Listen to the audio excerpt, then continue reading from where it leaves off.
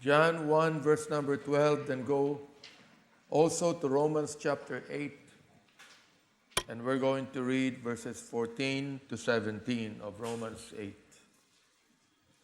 John 1:12 says, "But as many as received him, to them gave he power to become the sons of God, even to them that believe on his name." Romans 8:14 to 17, "For as many as are led by the Spirit of God, they are the sons of God. For ye have not received the spirit of bondage again to fear, but ye have received the spirit of adoption, whereby we cry, Abba, Father. The Spirit himself beareth witness with our spirit that we are the children of God.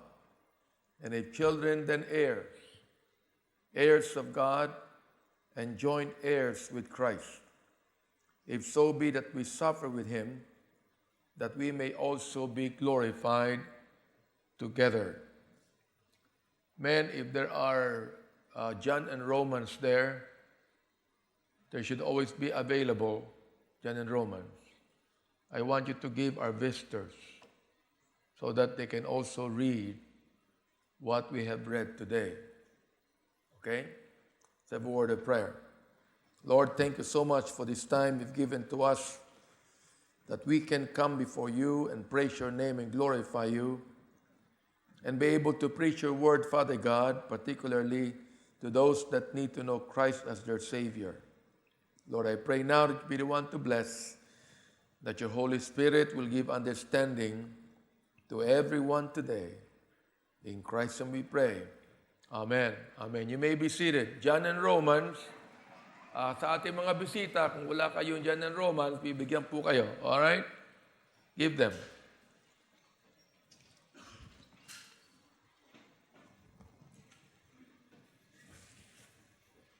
Let me have one.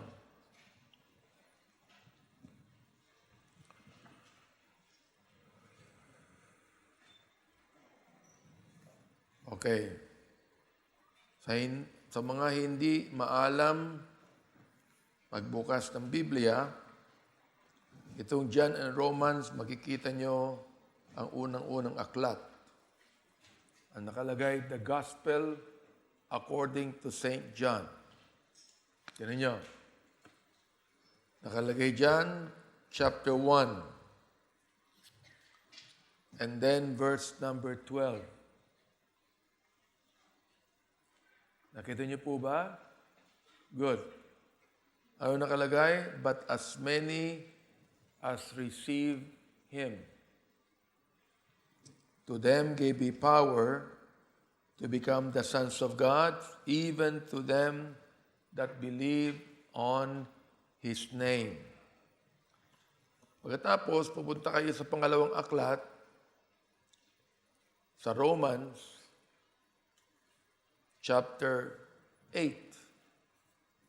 Yan ay page 48 ng John and Romans. Managalagay na chapter 8 dito at doon sa verse number 14. At ang sabi, "For as many as are led by the Spirit of God, they are the sons of God. For ye have not received the spirit of bondage again to fear, but ye have received the spirit of adoption, whereby we cry, Abba, Father. The Spirit himself beareth witness with our spirit that we are the children of God. And if children, then heirs, heirs of God, and joint heirs with Christ. If so be that we suffer with him, that we may be also glorified together." Nabasa po nyo. Ito ay salita ng Diyos according to John and Romans. Hindi ko po sinabi ito. At hindi ko po opinion ito. Binasa ko lamang sa inyo ang sinasabi ng Biblia Sapagkat sa marami pong mga simbahan, sa maraming mga tinatawag na Christian churches, ano po, ay hindi nagdadala ng Biblia ang Kristiyano. Tama mo ba ako? Dito ho, required ang Bible dito. Bakit po? Sapagkat hindi tayo naniniwala sa tradisyon. Hindi ho. Oo. Kaya required dito ang Biblia sa amin, dito sa Eklesiya.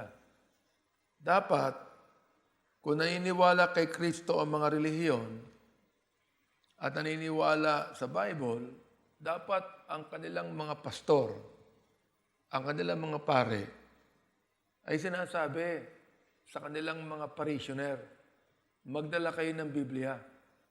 Di ba? Sapagkat, alam nyo, ang pangit dito, magikinig kayo sa mga pare, magikinig kayo sa mga pastor, na wala ang Biblia. Ano ang batayan na kanilang sinasabi? Ang ating Pangulo ay nagsalita na naman laban sa Roman Catholic Church. At ngayon, sinabi niya, na-expose niya ang lahat ng kasalanan ng mga pare. Now, yan, Katoliko nagsasalita. Ako, hindi na ako magkasalita dyan. No? Bakit? Sapagkat ang panuntunan ng buhay, hindi ang relihiyon eh. Ang panuntunan ng buhay, ang Biblia. Kaya nagkakawindang-windang ang ating lipunan. Matindi ang korupsyon sa gobyerno. Matindi ang violence sa ating lipunan. Matindi ang mga pagnanakaw at mga krimen. Matindi ang lahat ng klase mga kriminalidad. Sapagkat kahit na tinatawag ng Pilipino ang kanyang sariling Kristiyano, walang panuntunan ng Biblia. Naunawaan niyo ba ako? Sapagkat lahat ng merong panuntunan ng Biblia at nabubuhay sa Bible, hindi naman perfecto yan, ay may pagkakataong maging matino. Hindi ka papatinuin ng lipunan. Amen ba? Hindi ka papatinuin ng Pangulo ng Pilipinas o ng batas ng gobyerno o ng relihiyon. Terrible, 400 taon na, more than that, ang relihiyon sa Pilipinas. Pinatino ba ang Pilipino? Tanong, more than 400 years na ang relihiyon sa Pilipinas. Tanong, pinatino ba ang Pilipino? 2021 na. Ang inaasahan natin, maging maganda ang mga buhay natin.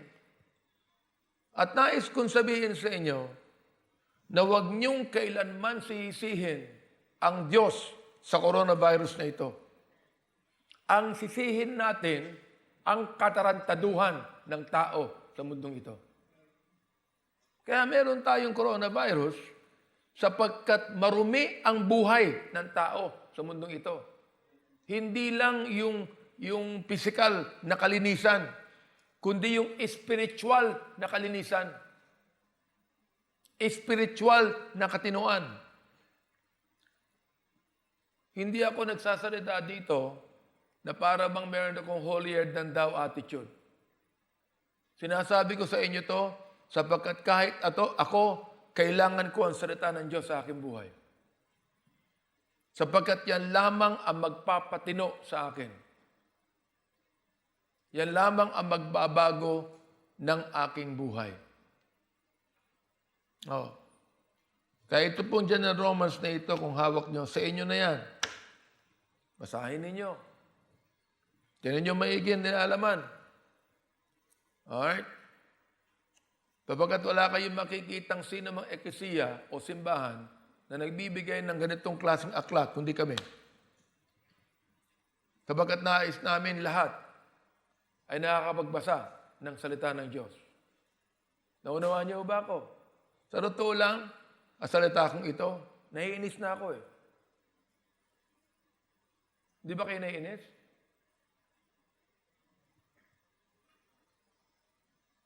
Hindi ba sumasama ang loob niyo sa nangyayari sa ating lipunan? Hindi ba kayo nalulungkot kapag mayroong mga tao nagkakasakit?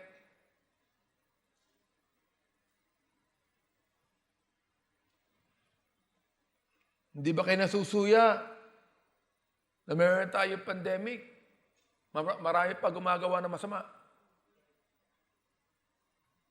Nais kong sabihin sa inyo, kahit anong klaseng pandemic meron tayo, hindi babaguhin ng pandemic ang buhay ng tao.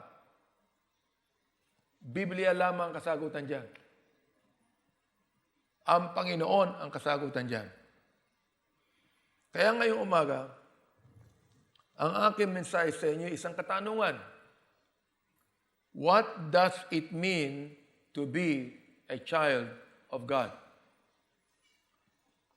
Ano po bang ibig sabihin pag sinabi nating anak ako ng Diyos? Di ba? Oh. Dito po sa ating binasa, hindi po child ang binanggit, son ang binanggit. Son. Sapagkat ang alam lamang ng Biblia ang gender ay son. Oh. Okay? Dito po sa John chapter 1 verse number 12. Basahin natin ang nakalagay. Anong nakalagay? But as many as received Him, to them gave He power to become the sons of God, even to them that believe on His name. Okay.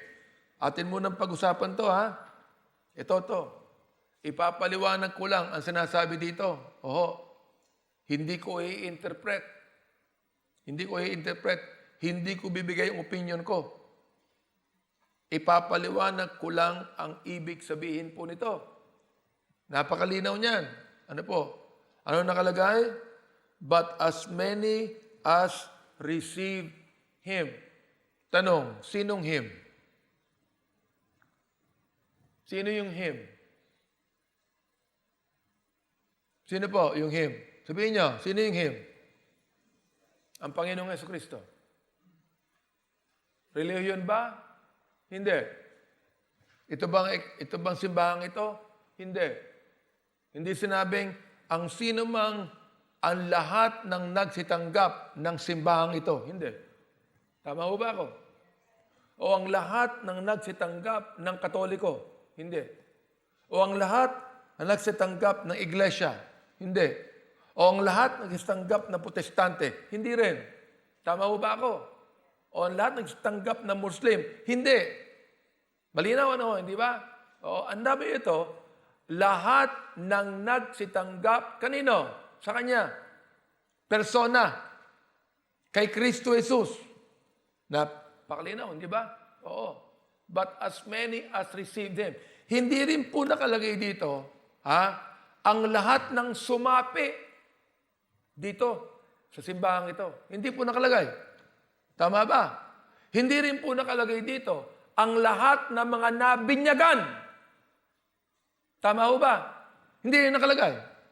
O ang lahat ng sumapi sa iglesia. Hindi rin po nakalagay. Hindi rin po nakalagay dito ang lahat ng gumagawa ng mabuti. Nakalagay ba? Hindi. Hindi rin po nakalagay. Very clear po ba? Is it very clear? Okay. Ganun lang. Kasimple yan. Pero ang nakalagay dito, but as many as receive the Lord Jesus Christ. So therefore, pag pinag-uusapan po natin ang kaligtasan ng kaluluwa, pag pinag-uusapan natin kung paano ka magiging anak ng Diyos, ay isang bagay lang. Lahat ng nagsitanggap kay Kristo Jesus. Ay ano? Ay binigyan ng karapatan. To them gave He power. And the word power here means karapatan or authority. To them gave He power to become the sons of God. Now just imagine that the Bible declares, ito po ang batas ng mga anak ng Diyos. Kung anong sinabi dito, ay matutupad. Tama ba? May mga abogado tayo rito. Ha? At tayong mga Pilipino, dapat nating malaman that we are a government of laws and not of men. Correct? Tama ba ako, Judge? Ha? Hindi tayo gobyerno ng tao. Ibig sabihin, hindi ang konsyensya ng tao ang namumuno dito. Kundi ang namumuno ng tao, ng Pilipino, ay ang batas ng pamahalaan. Tama? Kung ano ang sinabi ng batas, yun dapat ang gagawin natin. Yun ang deklarasyon. Oo. For example, mamaya, ating pag-uusapan pa yan. For example, halimbawa, meron kang inaalagaan na hindi mo anak. Alright? Gusto mo siyang maging anak mo. Meron tayong batas. Anong batas yon? Legal adoption. Pwede tayong mag-adopt ng bata. Correct po ba? So, anong ginawa mo? Nagpunta ka ng korte, at iyong sinabi, pinag-pray, at ni-request sa ating batas, sa ating korte, na gusto ko pong maging anak ito. Nais ko pong i-adopt. Okay. Nag-declare ang korte ayon sa batas. Tandaan nyo, nag-declare po ang hukuman ayon sa batas. Oo. Na itong batang ito ay anak mo na. Yan ang ibig sabihin ng adoption. Anak mo na. Therefore, bibigay mo yung apelyido mo. Correct. Anak mo na eh. Ngayon, pwede mo nang banggitin sa lahat ng tao. Anak ko ito. Oo. Bakit ko anak ito? Sapagkat ako'y binigyan ng karapatan ng batas na maging anak ko ito. Naunawaan niyo po ba? Ganon din po ang salita ng Diyos. Nagbibigay ng karapatan sa atin na tayo ay maging mga anak ng Diyos. Naunawaan niyo? Kung tatanggapin mo si Jesus sa puso mo, ang deklarasyon ng batas ng Biblia, ikay binigyan ng karapatang maging mga anak ng Diyos. Kung sino ang mag-question yan, banggitin mo ang John 1:12. Tama? Basahin mo sa kanya. Tulad din po yan ng illegal adoption. Pag question na hindi mo naman anak yan, papakita ka ng papers. Correct? Tama ba ako? Ng papers. Hindi, anak ko to eh. Binigyan ako ng karapatan ng batas eh. Tama ho ba ako? Yun ang ibig sabihin niyan. Ito ang batas ng bawat anak ng Diyos. Okay. Ngayon, ito yan. Bakit hindi alam ng mga Kristiyano na sila'y anak ng Diyos? Bakit hindi alam?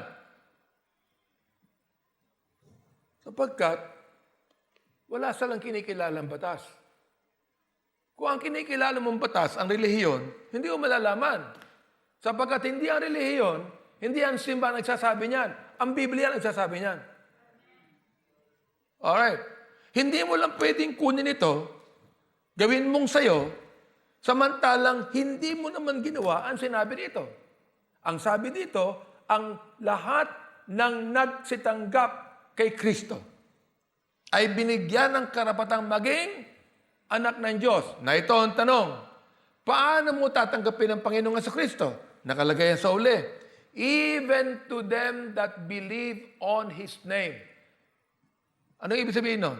Lahat ng sumampalataya sa Kanyang pangalan. Yun lang pala yun. Hindi pala yung binyag. Hindi pala yung relihiyon. Hindi pala yung ako'y nagsisimba araw-araw. Naunawaan niyo ba ako? Hindi pala yung ako'y nagsasakramento. Hindi pala yung ako'y humahalik sa imahen. Hindi pala yung ako'y nagdadala ng krus. Naunawaan niyo ba ako? Hindi. Ano nakalagay sa Biblia? Lahat ng sumampalataya sa Kanyang pangalan. Okay. Ang paraan upang tanggapin mo ang Panginoon sa iyong buhay. Malinaw po ba? Mas malinaw ba to sa sikat ng araw? So, anong ginagawa ng mga Pilipino?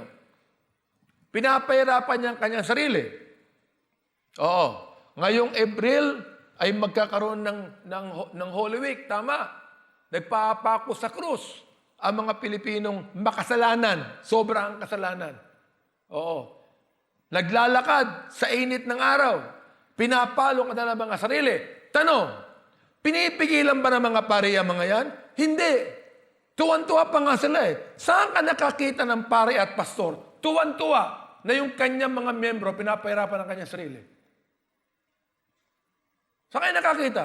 Hindi ako natutuwa na kapag yung member ko nahihirapan. Naunawaan niyo ako? Sapagkat hindi yon ang batayan ng pagiging anak ng Diyos. Hello? Matuto na ho tayo rito. Oh, ngayon, magkakaroon na naman ng selebrasyon diyan sa Quiapo, ng Black Nazarene. Tama? Ngayon pong January 9. Oo. Oh. Milyon na nagpupunta diyan. Gustong makita lamang yung Nazareno. Gustong tapunan ng panyuyan. Pinipigilan ba ng mga pari yan? Hindi. Gustong-gusto nila yan eh. Ako, hindi ko gusto na ang mga member ko nahihirapan samantalang hindi naman yan ang turo ng Biblia. Ngayon, pinagbawal na. Oh, pinagbawal na, hindi ba? Oh, pinagbawal yung posisyon para maiwasan ng coronavirus. Tama ho ba ako? Oh, hindi na ngayon mag-posisyon. Oy, pwede naman pala eh. Pwede naman pala eh. Tama? Sapagkat kung yan ang paraan ng kaligtasan, kahit ipagbawal ang batas yan, dapat gawin. Tama ba? Eh, dyan ako maniligtas eh. Oh, pero ano ba gusto nyo? Maligtas kayo sa coronavirus? Okay, magposisyon.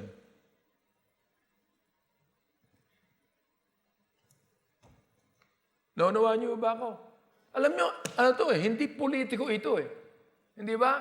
Salita ng Panginoon to. Ito yung binabanggit namin sa inyo. Yan ang paraan kung paano ang tao ay magiging anak ng Diyos. Yan ang tanging paraan na palagi minimensahe namin dito. Hindi nyo kinakailangan na pahirapan nyo ang sarili nyo, paluin nyo ang sarili nyo, sumunod kayo sa isang posisyon o magpapako kayo sa krus o gawin nyo to, gawin nyo yan. Pag ninyo ginawa yan, mapahamak ka. Hindi po. Napakasimple ang sinabi ng Biblia. But as many as received Him, to them gave He power to become the sons of God, even to them that believe on His name. Yun lang ang kondisyon. Ngayon, kanina pinag-uusapan natin yung adoption, di ba? So puntahan natin yung Romans chapter 8. Beginning verse 14. Ano nakalagay? For as many as are led by the Spirit of God, they are the sons of God. Sino po ang naglilid? Ang Spirit ng Panginoon. Ang lahat ng pinapangunahan ng Espiritu ng Diyos ay mga anak ng Diyos na lalaki. Ang sabi, tama? Sons of God. Okay. Paano ka pinapangunahan ng Espiritu ng Panginoon? Ito yun, ang Biblia.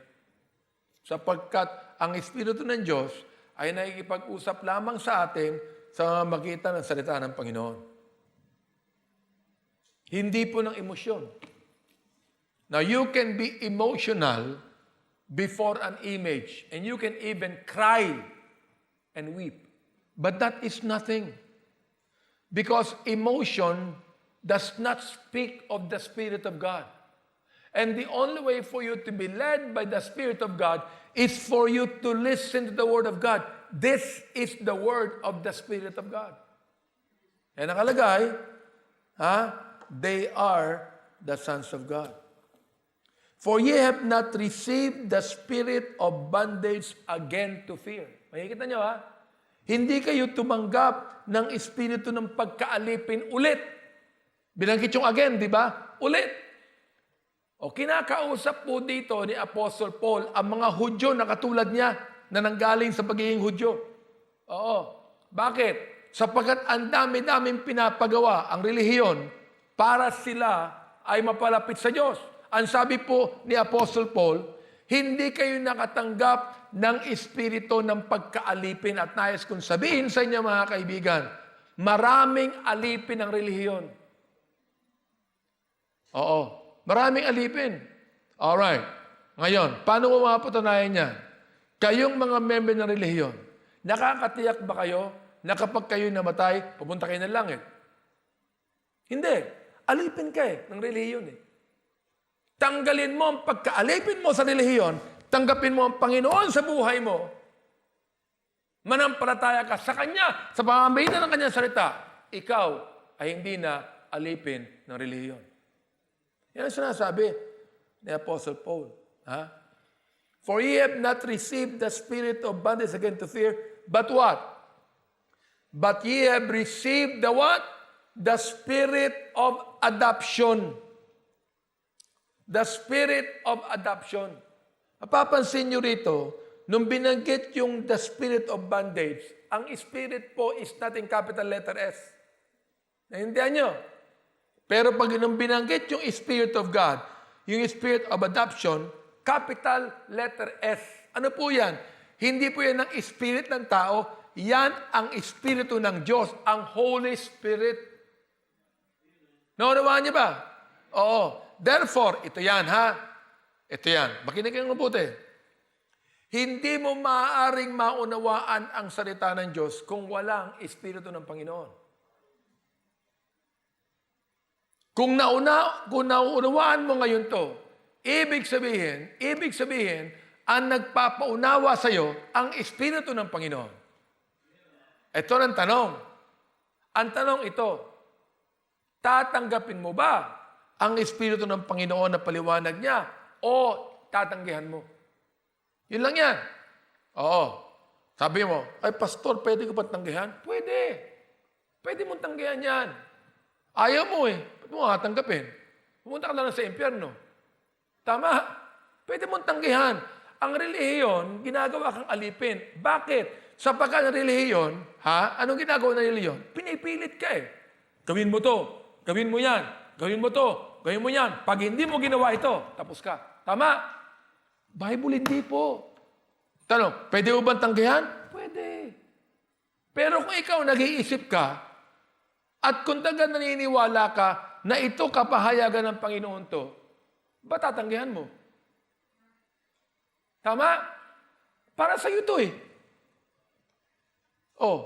Para matanggal ka sa tinikalan ng pagkaalipin eh.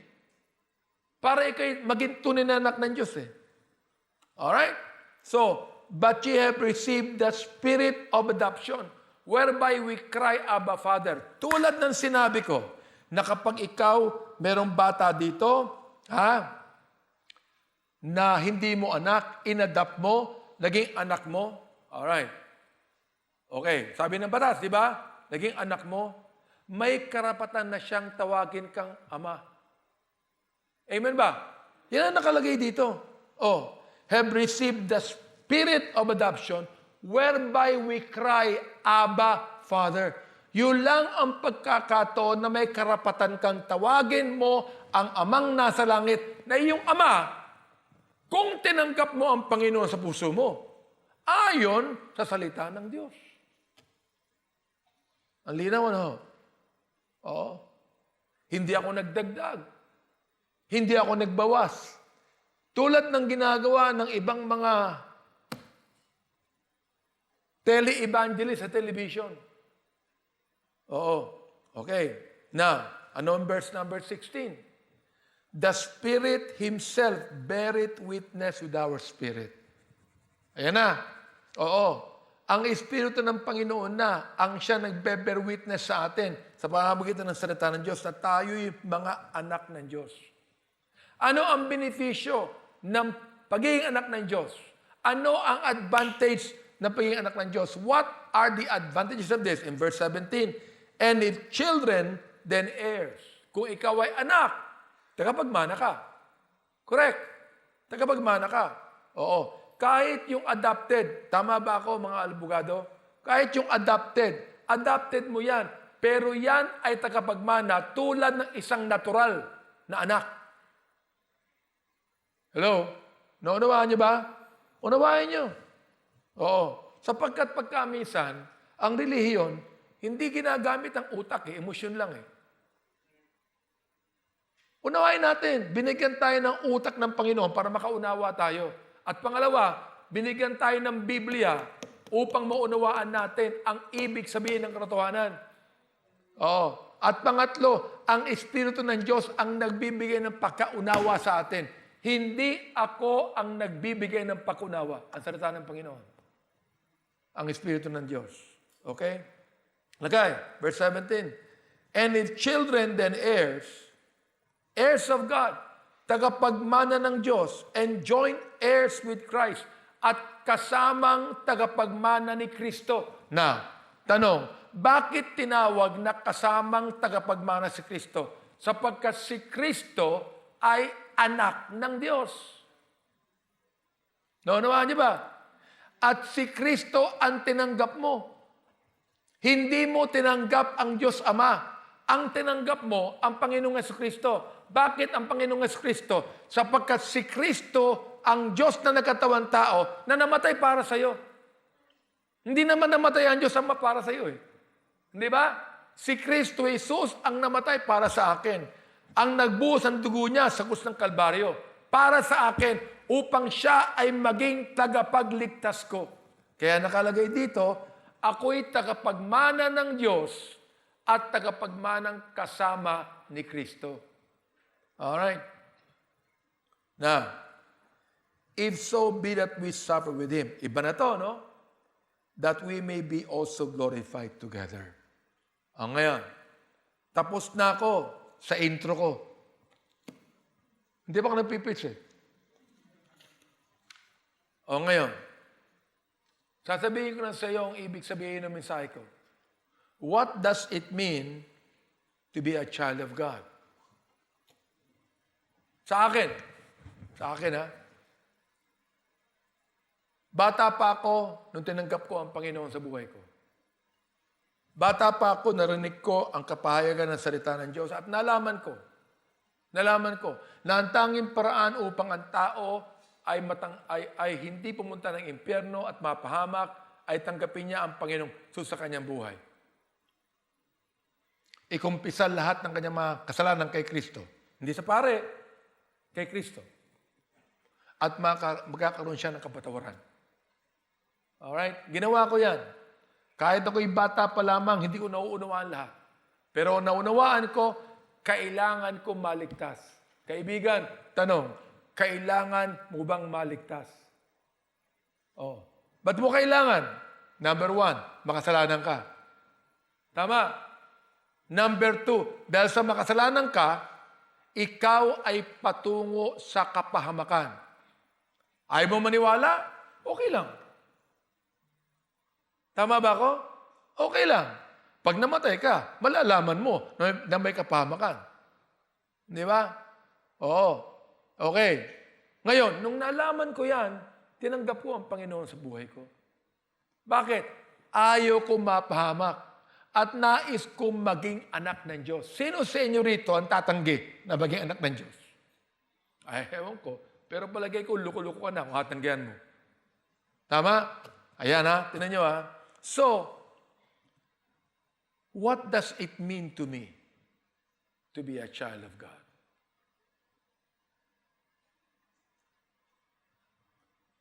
To be a child of God makes me, number 1, to be the most blessed person on earth. Am I right? Just imagine, I'm a child of God. I'm a son of God. Di ba? And it makes me the most blessed person on earth. Now, how would you feel? How would you feel if you were a child of a well-known billionaire?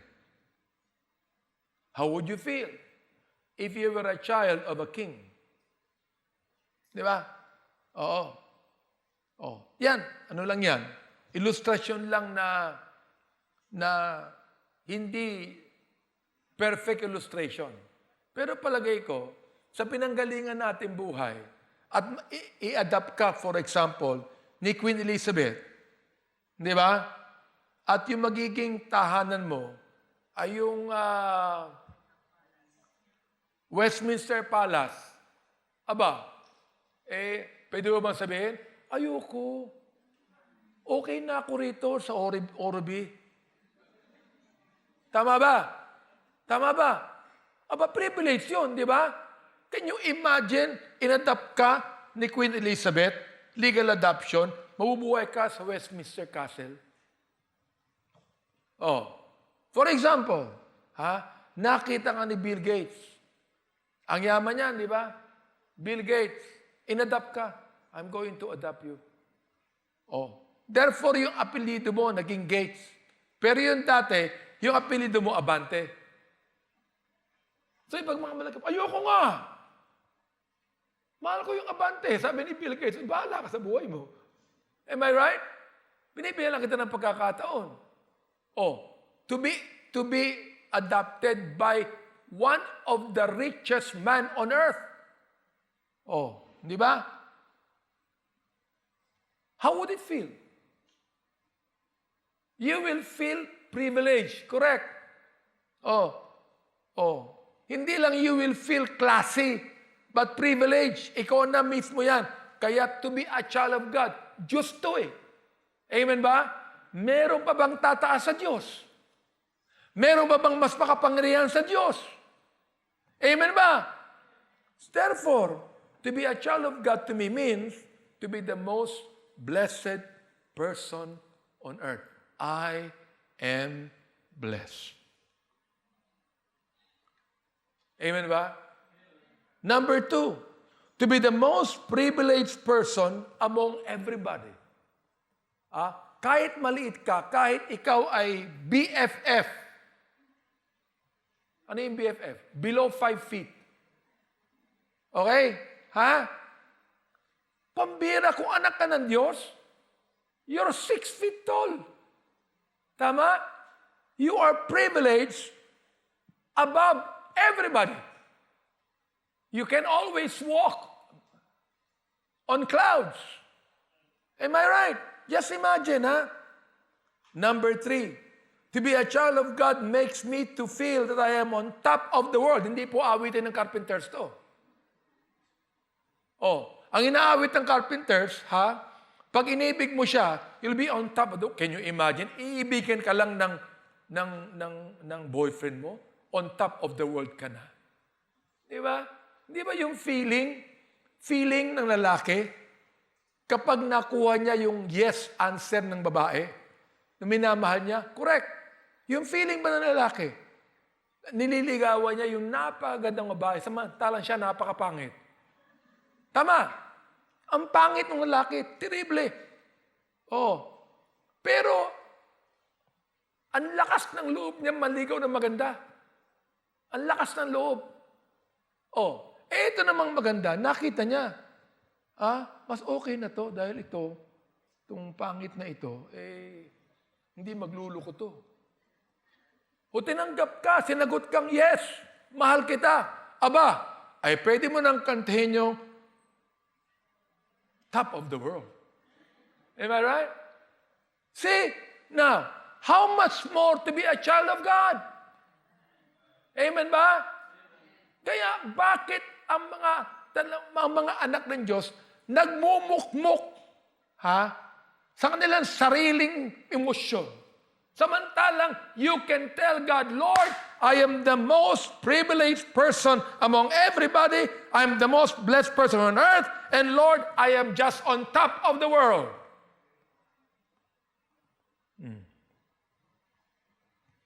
Number 4, to be a child of God makes me to be proud of my Heavenly Father and everything that He stands for. Can you imagine the Heavenly Father took me in? Am I right? He took me in. He adopted me. And therefore, when He adopted me, everything that my Father stands for, I stand with Him. Amen ba? Hindi mo pwedeng sabihin na anak ng Diyos ka, but you do not stand with the one that adopted you. For example, like, inadopt mo to, naging anak mo na siya, legal adoption. Pero itong inadopt mong ito, pasaway, walang anumang bagay na sumunod sa'yo. Anong klaseng adoption yan?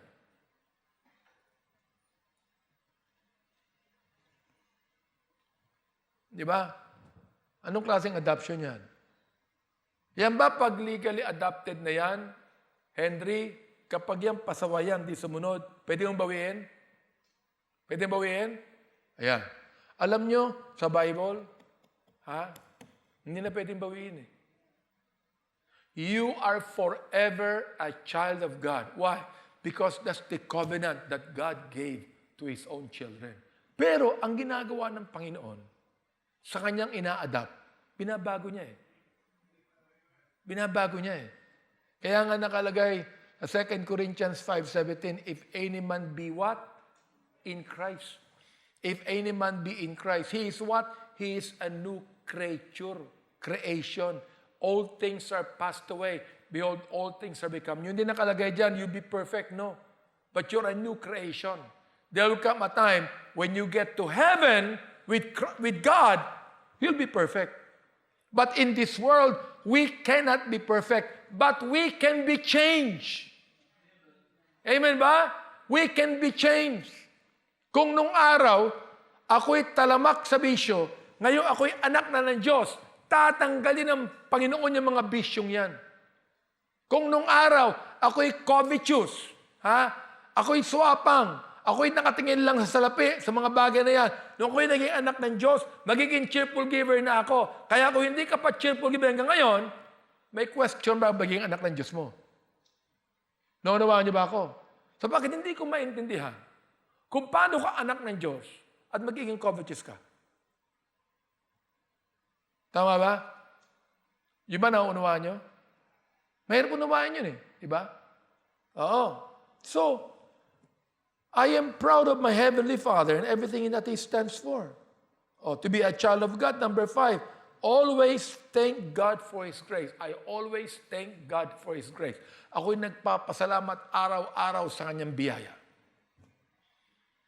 Sapagkat napakalaki ng Kanyang biyaya. Okay. Pang-anim, to be a child of God makes me to realize that I have the right to call Him Father. Pag ako nagpipray, I call God my Heavenly Father. I have that right. Why? Because I am His child. Wala kang karapatang tawagin ang isang ama na ama kung hindi kanya anak. Correct? Kung hindi kanya anak. You can only have the right to call Him Father if you know that you are His child. Oh. Number 7, to be a child of God makes me to realize that I have full access of His throne of grace in Christ. I have full access of His throne of grace in Christ. Ano yung throne of grace? Prayer. Prayer. You know, I do not need to make it hard on me to pray. I do not need to suffer to pray. Di ba? I do not need to follow certain norms to pray. I only have to go to God because He asked me to pray to Him. And He will listen to me. Why? Because I'm His child. Because one day, I received Christ into my life and heart. And number 8, as I have read to you, to be a child of God makes me to, number 8, realize that I am an heir of God and joint heir with Christ. Na-realize ko na ako pala'y tagapagmana ng Diyos at kasamang tagapagmana ni Kristo.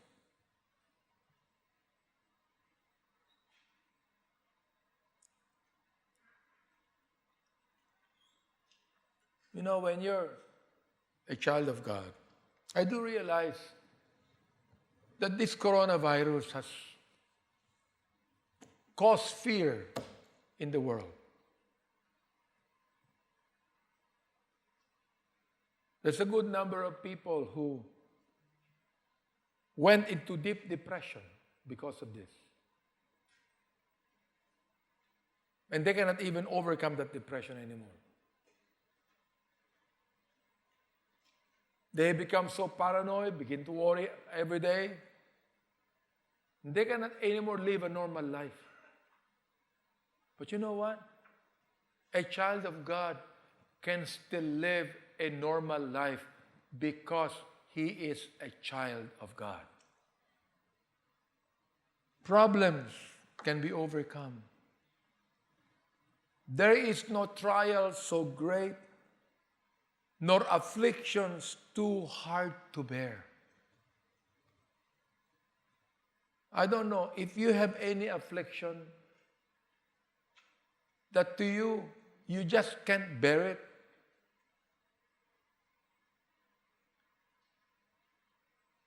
Are you a child of God?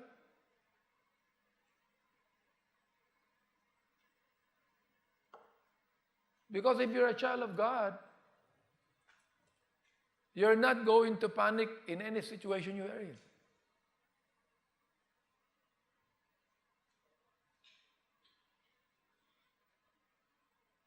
You see? No temptations too big to overcome. Because I am a child of the King. You know, you might be a pauper now. Or you might be someone who's so ordinary. You might be a pauper now, but one day will become a prince. Because you are a child of a king. Our Heavenly Father is the most sweet, loving, affectionate, and understanding Father in the whole universe. Do you believe that? Do you believe that? He is. Kaya nga, ang sabi ng Panginoong Jesucristo sa atin, makakita ka ng mabuting Ama, na magbibigay ba siya ng bato sa anak niya kung humihingi ng tinapay? Hindi. Iyan, Ama mo in the flesh, your Father in the flesh, will not do anything bad to you. Ang sabi ng Panginoong Jesucristo, how much more the Heavenly Father? How much more the Heavenly Father? That you can talk to like a close father in your own heart and life. Anytime. Anytime. My Heavenly Father is available 24/7. Unlike our earthly fathers, they're not always available. Siyempre, di ba? Limitado eh. But the Heavenly Father is always available. And you can only pray to Him. And He's there.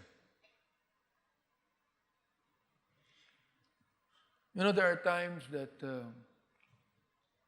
we seem to forget, isn't it? And that's the reason why I preach this message today. Because you ought to realize, saved people, that you are the most privileged people in the world. I think that it is sin for any child of God to have the attitude of the world when they can have the attitude of the Lord Jesus Christ. I do realize that we still have weakness. I do realize our flesh can still get sick. I do realize we can still be affected by what's happening right now. I do realize we're not exempt from any calamity or problems or troubles. We're not. But please take note, those calamities, those troubles, we brought that to ourselves. Do you know that? Because we're sinners. Do you think it was the Lord that brought you all of those troubles? No. We brought all those troubles to ourselves. But do you know how privileged we are as a child of God? We can always come to Him. We can always read His Word. We can always find comfort. We can always find grace.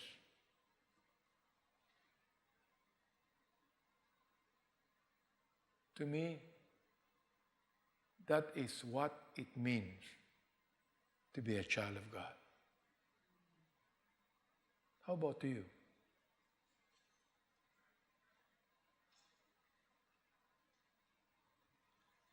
Shall we stand?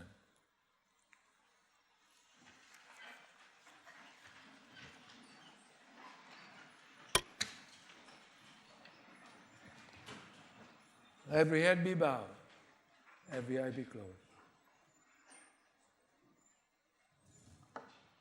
If you're watching through live streaming right now, in the privacy of your home, anywhere you are in the world, you are not in the auditorium, you are not in our congregations or church stations, but you're there alone, and you heard the message today. Why don't you come to Jesus Christ and open your heart to Him and receive Him as your personal Savior? Bakit hindi mo sabihin ng mga panalangin ito? Lord, be merciful to me, a sinner. I receive you into my heart as my personal Savior, trusting in you alone, confessing all of my sins to you.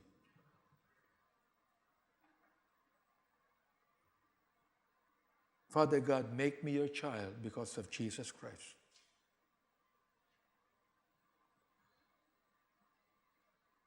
And I claim your promise in John 1:12. If you pray that prayer,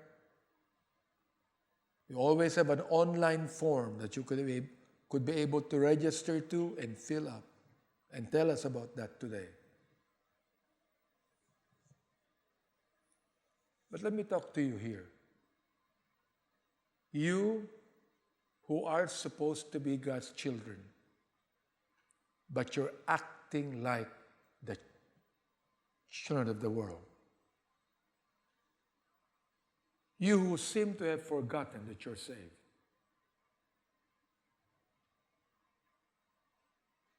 You who knew for a fact that one day you have received Christ. But your attitude, your lifestyle, you're acting like a child of this world. Do you know that you are sinning against God? And that's an insult to the person that saved your soul and gave you everlasting life. Do you realize that?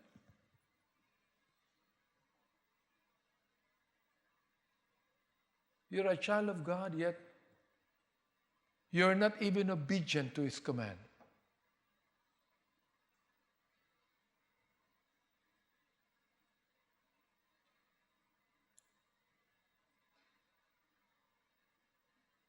You're a child of God, but you follow your direction, you follow your own plans, you follow your own will.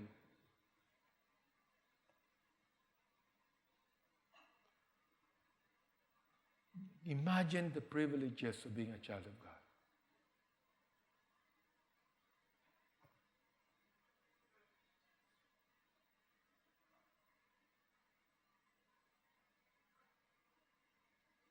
Perhaps you ought to look at yourselves right now.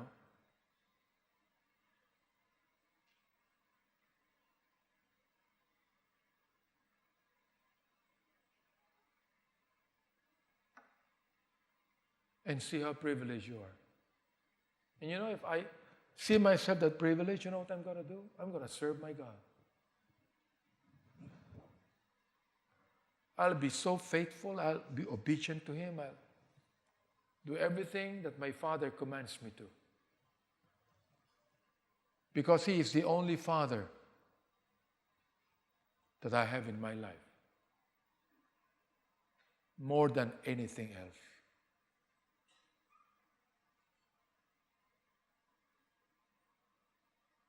Before I call our visitors today to repentance and faith,